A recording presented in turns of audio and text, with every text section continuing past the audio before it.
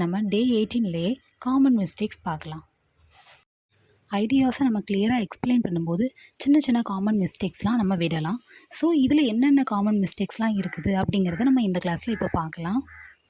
First common mistakes என்ன அப்படின்னா, listener understand பண்ண முடியாத அளவுக்கு ஃபாஸ்ட்டாக பேசுகிறது. அப்படி இருக்கும்போது கிளைண்ட்டுக்கு அண்டர்ஸ்டாண்ட் பண்ணுறதுக்கு ரொம்பவே கஷ்டமாக இருக்கலாம். இப்போ நிறைய பேருக்கு இங்கிலீஷ்லேயே நிறைய வேர்ட்ஸ் தெரிஞ்சிருக்கலாம். இந்த வேர்டுக்கு பதிலாக இந்த வேர்டு அப்படிங்கிற மாதிரி இன்ஸ்டீடாக தெரிஞ்சிருக்கலாம்.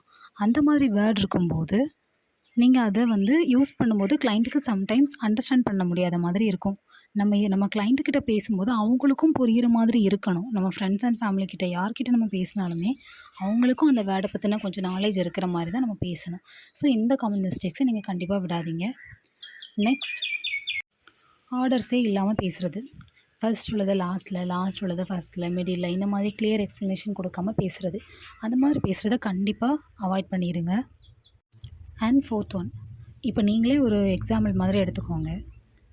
ஒரு சாரீ பற்றின ஒரு ரிவ்யூவோ இல்லைனா அதை பற்றின ஒரு ஃபேப்ரிக் ஒரு டீட்டெயில்ஸ் பற்றி நம்ம கொடுக்கும்போது அதிகமாக நம்ம இன்ஃபர்மேஷன் கொடுத்தோம் அப்படின்னா அதுவே சில நேரம் கஸ்டமருக்கு ரொம்பவே கன்ஃபியூஷன்ஸ் கொடுக்கும். ஸோ நம்ம அவங்களோட நாலேஜ்க்கு ஏற்ற மாதிரி நம்ம எவ்வளோ டீட்டெயில்ஸ் அவங்களுக்கு தேவையோ அந்த போதுமானதை நம்ம கொடுத்தா போதும். அண்ட் ஃபிஃப்த் ஒன், அவங்களுக்கு புரியுதா அப்படிங்கிறத நம்ம கேட்கணும்.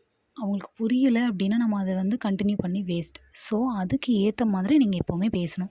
இந்த மாதிரி காமன் மிஸ்டேக்ஸை என்றைக்குமே விடாதீங்க. ஸோ டே 18ஓட காமன் மிஸ்டேக்ஸ் நம்ம